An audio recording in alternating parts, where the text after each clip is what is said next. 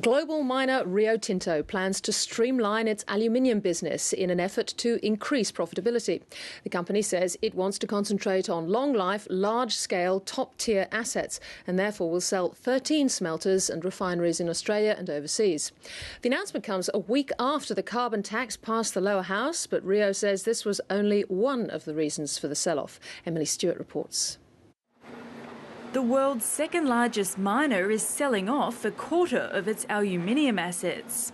The aluminium business of Rio is the poorest performing asset of the group, so some form of restructuring I think was necessary. Rio expanded its aluminium business 4 years ago when it acquired Alcan for $39 billion. But now it plans to divest 13 assets across Europe, the US and Australia. The move will allow Rio Tinto Alcan to concentrate on its strategy to develop and operate top-tier assets and further improve the product group's financial performance. The revamp includes the creation of a new business unit, Pacific Aluminium, which will hold the 6 Australian and New Zealand assets prior to their spin-off from Rio. These include the Gove bauxite mine and alumina refinery, Boyne smelters and the associated Gladstone power station, the Tomago smelter in Newcastle, Tasmania's Bell Bay smelter, as well as its New Zealand aluminium smelters.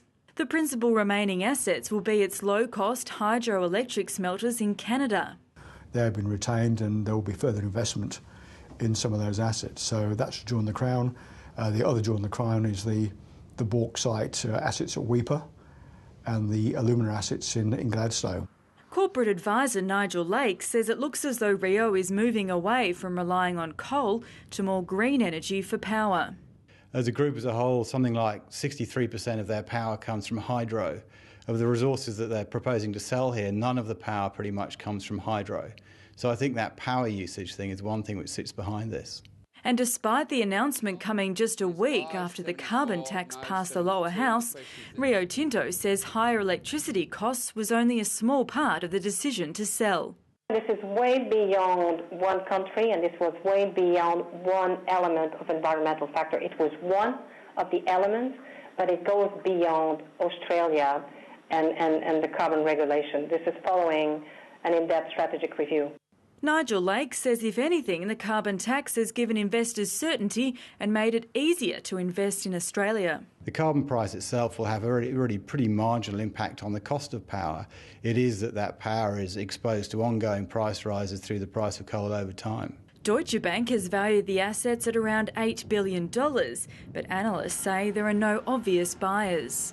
So it could well be a prospective IPO, or maybe there might be some Eastern European interests that might be potentially buyers, but difficult to see.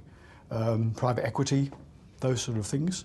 My assumption is that that's best suited to a kind of Asian region buyer who is perhaps less concerned about the power efficiency in the near term, but really has need for certainty of supply. For now, Rio plans to run the businesses as usual and says there'll be no change to employment.